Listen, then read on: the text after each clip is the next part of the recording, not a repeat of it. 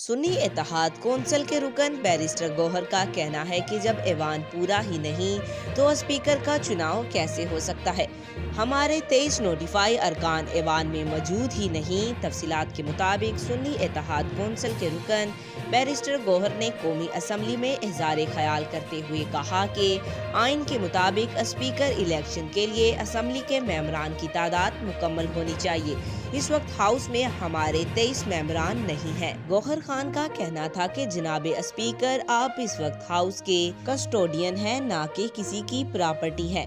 ये हाउस नामुकम्मल है। बराए मेहरबानी पॉइंट ऑफ आर्डर आइन और कानून का है।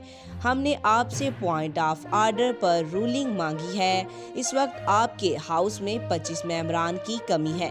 उन्होंने बताया कि हमारे 8 मेंबरान ने केपी और 12 मेंबरान ने पंजाब से आना है।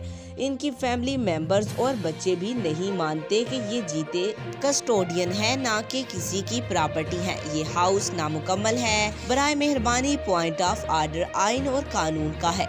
हमने आपसे पॉइंट ऑफ आर्डर पर रूलिंग मांगी है। इस वक्त आपके हाउस में 25 मेंबरान की कमी है। उन्होंने बताया कि हमारे 8 मेंबरान ने केपी और 12 मेंबरान ने पंजाब से आना है। इनकी फैमिली मेंबर्स और बच्चे भी नहीं मानते कि ये जीते हुए हैं। बैरिस्टर गौहर ने मजीद कहा कि कांग्रेस में स्पीकर का इलेक्शन 18 मरतबा हुआ था। आपने खामखा एक रूलिंग दी।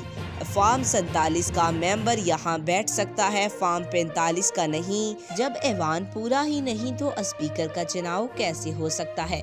आज तक के लिए इतना ही। मजीद ऐसी मालूमाती वीडियो देखने के लिए हमारे चैनल को सब्सक्राइब करें।